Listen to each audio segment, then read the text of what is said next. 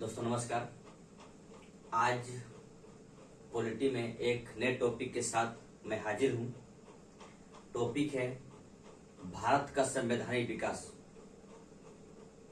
दोस्तों, आप लोग को इतना तो पता होगा, मालूम होगा कि भारत का संविधान का निर्माण में सबसे बड़ी अहम भूमिका के तौर पर भीमराव अंबेडकर जी का साथ रहा। दूसरी बातें, हमारा संविधान का निर्माण 2 साल 11 महीना 18 दिन में पूरा हुआ। लेकिन मैं उससे थोड़ा इतर जाना चाहता हूं, जैसे कि हमारे संविधान की विकास इस टॉपिक के साथ में आप पॉलिटी और हिस्ट्री दोनों को साथ में लेके चलना होगा। दोस्तों, अगर आपको आधुनिक भारत थोड़ा भी पता है तो इस टॉपिक के साथ में आप सही तरीके से जस्टिफाई कर पाएंगे, वरना फिर दिक्कत होगी। तो दोस्तों, आप इस बात को लेकर थोड़ा सा ध्यान रखेंगे कि इस टॉपिक के साथ में थोड़ा सा आप इतिहास को पढ़ लेंगे। इतिहास में वो भी आधुनिक भारत, बाकी मेडावल और एंशिएंट को यहाँ पर देखने की आवश्यकता नहीं है। फिर भी दोस्तों ध्यान रखेंगे आधुनिक भारत और इस टॉपिक। आप ऐसे भी ध्यान रखेंगे आधुनिक भारत में भी इस टॉपिक, ये टॉपिक है, पॉलिटी में भी टॉपिक है। तो दोनों जगह में ये अध्याय आपको दिखाई पड़ेगा। लेकिन यहाँ पर हम लोग पॉलिटी में पढ़ेंगे। जब आधुनिक भारत के साथ में आऊंगा तो इसके बाद देखा जाएगा वहां पर पढ़ना है या कि नहीं पढ़ना है, ठीक है। लेकिन मैं आज यहाँ पर शुरू कर रहा हूँ पॉलिटी एक सब्जेक्ट के तौर पर, एक टॉपिक के तौर पर, भारत का संवैधानिक विकास। दोस्तों, संविधान का जो विकास हुआ है, हमारा संविधान का जो निर्माण हुआ है, विकास हुआ है, इसका एक आप ऐसे नहीं कर सकते हैं कि एक दिन में विकास हो गया। ये क्रमिक विकास है, धीरे धीरे विकास होता चला गया। दोस्तों, आपको पता है हम 200 साल तक गुलामी की जंजीर पे बंधे रहे। बहुत सारे इतिहासकार में से 90 साल भी कहते हैं, बहुत सारे इतिहासकार 2 साल भी कहते हैं। चलिए हम यहाँ पर 200 इयर्स की बात करेंगे। 200 इयर्स हम लोग गुलामी की जंजीर में बंधे रहे और भी किससे गुलाम बन रहे? तो यूरोप महादेश का एक देश ब्रिटेन का गुलाम रहे। देखिए दोस्तों, गुलामी की जंजीर में हम लोग तब से बंधे जब प्लासी का युद्ध हुआ।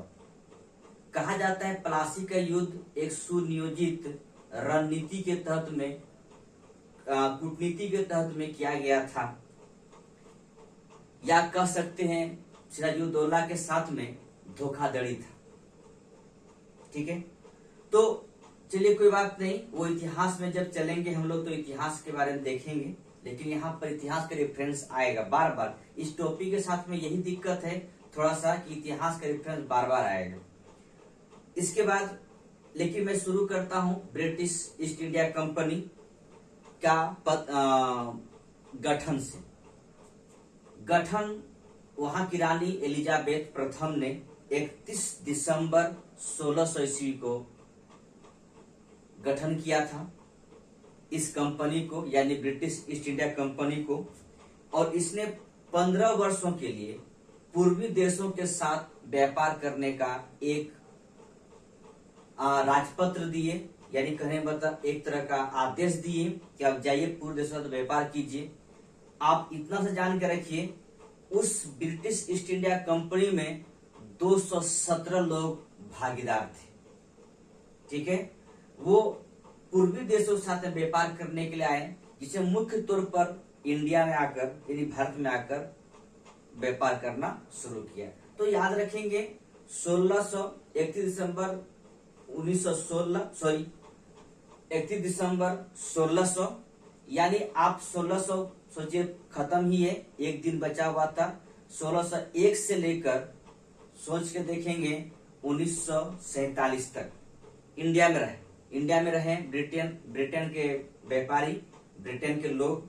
लेकिन इंडिया पर जो कब्जा करने की बात आती है वो प्लासी के युद्ध के से शुरुआत होती है।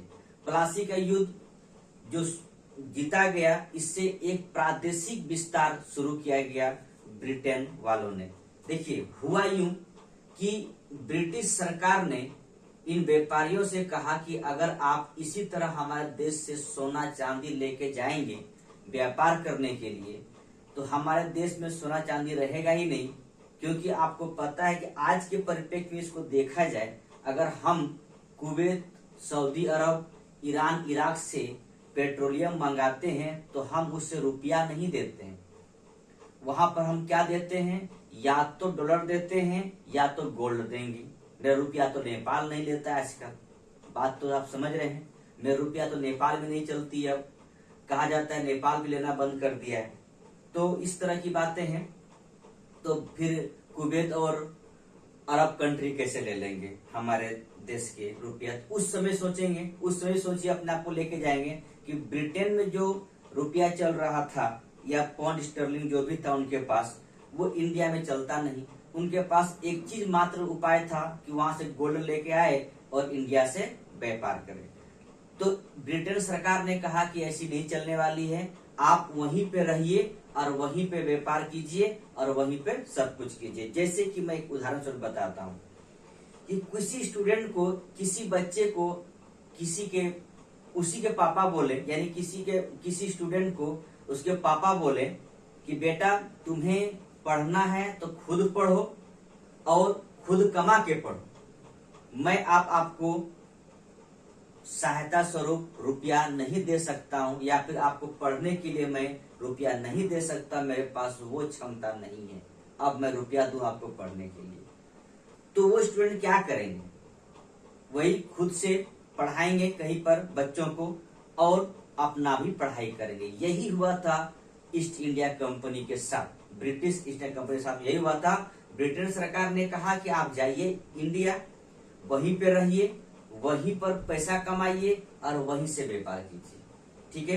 तो इसी क्रम में प्लासी के युद्ध में बहुत अच्छी तरह से ब्रिटेन वालों या ईस्ट इंडिया कंपनी को एक सोने की चिड़िया मिल गई। कहा जाता है बंगाल उस समय सोने की चिड़िया हुआ करता था, और सिराजुद्दौला के सेनापति, बैंकर्स, वहां के सेठ सारे जाकर रॉबर्ट क्लाइव से मिल जाते हैं और अंततः प्लासी का युद्ध एक कह सकते हैं बहुत ही अच्छी तरह से कूटनीति से जीता गया युद्ध था।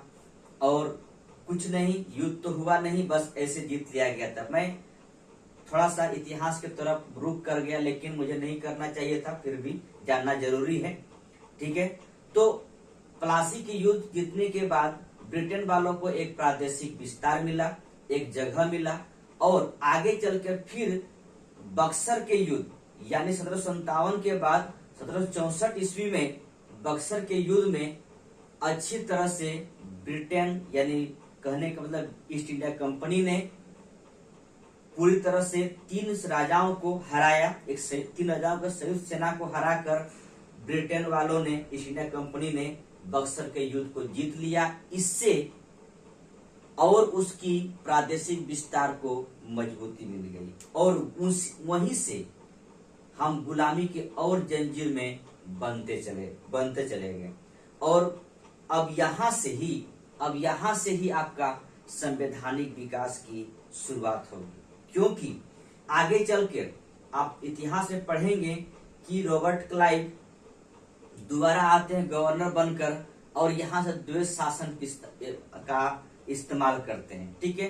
द्वैत शासन का इस्तेमाल करते हैं, और द्वैत शासन के इस्तेमाल करने के बाद जब पहली बार 1773 ईस्वी में रेगुलेटिंग एक्ट आएगा, तो फिर उस द्वैत शासन को समाप्त किया जाएगा।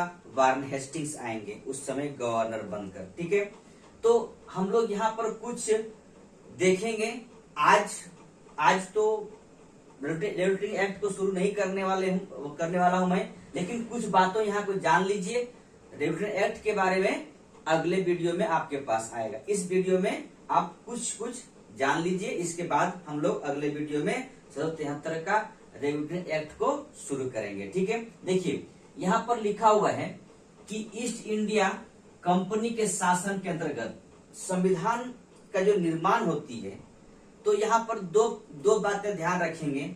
एक तो हमारे पास ईस्ट इंडिया कंपनी जो है वो 1757 57 से 1857 तक शासन करते हैं, जब तक सिपाही विद्रोह नहीं हो जाती है। ठीक है, यानी 100 साल ईस्ट इंडिया कंपनी शासन करती है। ये क्या है? प्लासी का युद्ध और ये है सिपाही विद्रोह। ठीक है, इतना साल के बीच ईस्ट इंडिया कंपनी की गुलामी में हम लोग रहे।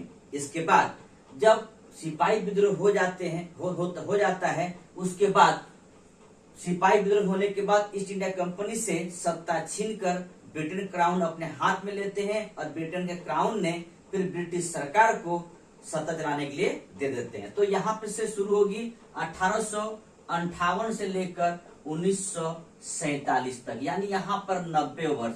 यही 90 वर्ष, बहुत सारे इतिहासकार ने यही 90 वर्ष को हम गुलामी की जंजीर पे बंधे हुए दिखाई पड़ता है। ठीक है, लेकिन आपको अगर देखना है तो प्लासी के युद्ध से देखना पड़ेगा और हम यहाँ तक आएंगे 1947 तक। ठीक है, इतिहास में आपको यही शुरू होना है और उस तक आना है आधुनिक भारत के रूप में। ठीक है, तो शासन दो तरह से होती है इंडिया में। एक शासन ईस्ट इंडिया कंपनी थ्रू से होती है और दूसरी शासन ब्रिटेन की सरकार के शासन के अंतर्गत होती है। ठीक है, अगर मैं यहाँ से काउंट करूं तो लगभग 190 साल, इसलिए मैं बोला कि 200 साल तक हम लोग गुलामी की जंजीर पे बंधे रहे।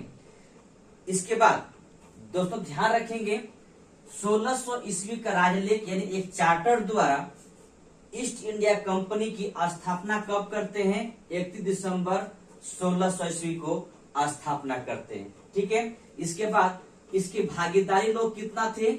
217। ठीक है, कितना पूंजी लगी थी इसने कंपनी में? 30,133 पाउंड का पूंजी लगी हुई थी ईस्ट इंडिया कंपनी में। दोस्तों ये था ईस्ट इंडिया कंपनी, थोड़ा सा जानकारी, क्योंकि यहाँ पर इतिहास के रेफरेंस बार बार मैं बोल रहा हूँ आएगा। ठीक है, इसके बाद देखिए इतना लोग थे उस ईस्ट इंडिया कंपनी के भागीदार थे। उस कंपनी को चलाने के लिए एक गवर्नर होते थे और उप गवर्नर भी होते थे, साथ में 24 अन्य सदस्य होते थे। उस कंपनी को चलाने के लिए, ईस्ट इंडिया कंपनी चलाने के लिए एक गवर्नर, एक उप गवर्नर और 24 अन्य सदस्य, ये सब लोग मिलकर गवर्नर और उसकी परिषद का निर्माण करते थे। ठीक है, गवर्नर, उप गवर्नर प्लस 24 अन्य सदस्य मिलकर गवर्नर और उसकी परिषद का निर्माण करते थे, जिसे आगे चलकर इसे कोर्ट ऑफ डायरेक्टर्स कहा गया इंग्लिश में, और हिंदी में कहा गया निदेशक मंडल। याद रखेंगे दोस्तों, इस बात को ध्यान रखेंगे, आगे बार बार रेफरेंस आएगा। ठीक है, कोर्ट ऑफ डायरेक्टर्स या निदेशक मंडल कहा गया, किसको कहा गया? गवर्नर और उसकी परिषद को। और गवर्नर उसकी परिषद जो बनी थी वो किससे बनी थी? एक गवर्नर, एक उप गवर्नर और 24 अन्य सदस्यों मिलकर बना था। ये कौन व्यक्ति थे? इसी का भागीदार के लोग या इन्हीं लोगों ने इसे बना के भेजा गया था कि जाइए कंपनी का देखरेख करना है। ठीक है, ये चीजें चल रही थी। तो ये कब की बात है? 1600 ईस्वी का राजलेख द्वारा, चार्टर एक्ट द्वारा ये सब काम हो रहा था। ठीक है दोस्तों, संविधान की विकास हम लोग यहाँ से ही देखेंगे कि किस तरह करके संविधान की, हमारे संविधान की जो विकास होगी वो विकास धीरे धीरे यही शुरू होगी। मैं शुरू में बोला कि संविधान की विकास एक दिन की बात नहीं है, ये क्रमिक विकास है, धीरे धीरे आगे बढ़ते चली जाती है। ठीक है, ये ऐसा बात नहीं है कि हम लोग बार बार पढ़ते हैं कि 2 वर्ष 11 माह 18 दिन, ये कुछ नहीं है, सिर्फ इतना दिन तक लिखने का काम किया गया था। देश आजाद होने के बाद प्रारूप समिति को लिखने के जिम्मा दिया गया था, जिसका अध्यक्ष भीमराव अंबेडकर और 6 सदस्य और थे। भीमराव अंबेडकर द्वारा 1935 शासन अधिनियम 1935 से 2/3 ले लिए और 60 देशों का भ्रमण करके 1/3 विदेशी से हम ग्रहण किए और एक संविधान का निर्माण कर लिए। ठीक है, इतना दिनों तक हमने क्या किया? सिर्फ लिखने का काम किया है, अपने देश में रहकर और विदेश में जाकर उस संविधान से जो भी मुझे अच्छा लगा उन देशों से लाकर हमें अपने संविधान में उसको जोड़ दिया गया। ठीक है, और लेकिन संविधान का निर्माण देखिए कहाँ शुरू होती है? गवर्नर और उसकी परिषद ये मिलकर बनेगा कोर्ट ऑफ डायरेक्टर्स, निदेशक मंडल। इस बात को ध्यान रखेंगे। ठीक है, आगे एक राजलेख फिर आएगा कब? 1726 में। इस समय एक राजलेख फिर से आएगा। इस समय हमारे पास 3 प्रेसिडेंसी होगा, कोलकाता, मुंबई और मद्रास।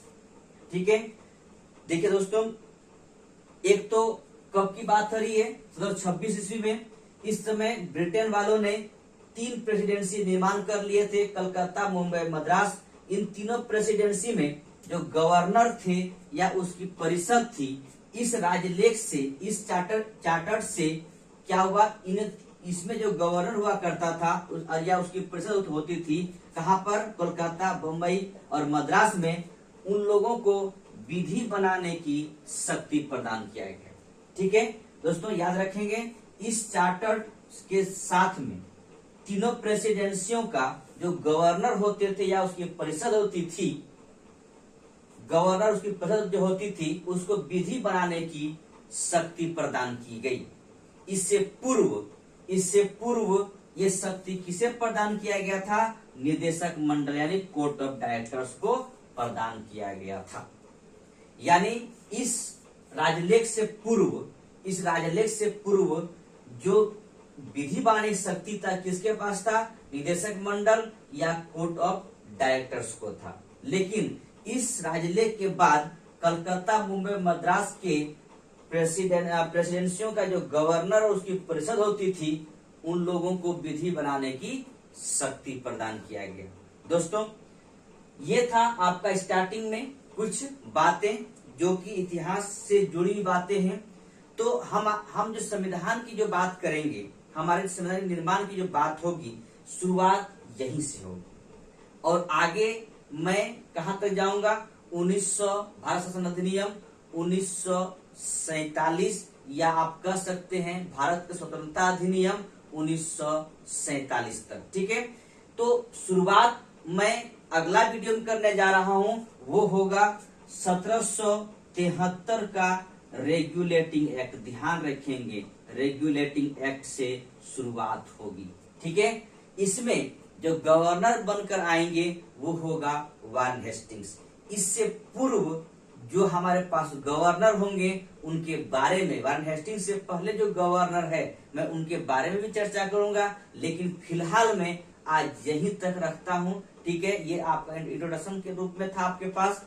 आप लोग तैयार रहिए पूरी तरह से, जितनी संगठन विकास जितना भी हुआ, जितना भी फैक्ट हो सकता है, जितनी भी अवधारणाएं हो सकती है, मैं आप तक प्रस्तुत करूंगा, आपके पास लेके आऊंगा। दोस्तों ध्यान रखेंगे, आप लोग सिर्फ चैनल पे बने रहेंगे। मैं आपको पूरी तरह से आपको सारे जहां तक हो सके मैं देने की कोशिश करूंगा। जो भी आपको क्वेरी होगी, आपकी जो भी आपका डिमांड होगा, आप लोग मैसेज करेंगे। आप लोग को कोई दिक्कत होगी मैसेज करेंगे, आप तक मैं कोशिश करूंगा, आप तक मैं बातें पहुंचाऊं अपनी। और दोस्तों याद रखेंगे, जो सब्सक्राइब कर चुके हैं वो लाइक करेंगे और जो सब्सक्राइब नहीं किए हैं प्लीज सब्सक्राइब करेंगे। थैंक यू, धन्यवाद।